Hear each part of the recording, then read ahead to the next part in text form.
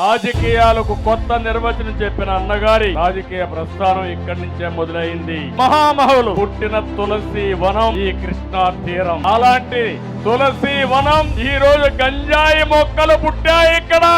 ఈ గంజాయి మొక్కల్ని ఏరేయాలా లేదా అని మిమ్మల్ని అడుగుతున్నా.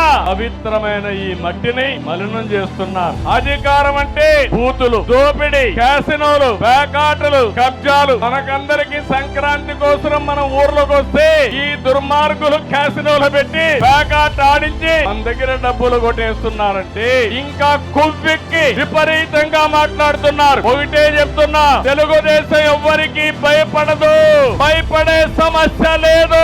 తొందరలో చెప్తాను మీ అందరి కథ. వదిలిపెట్టం, జాగ్రత్తగా ఉండమని హెచ్చరిస్తున్నా. మీరు చేసిన రౌడీజం, మీరు చేసిన అరాచకాలు గుర్తు తెచ్చుకుంటే రక్తం పొంగుతుంది.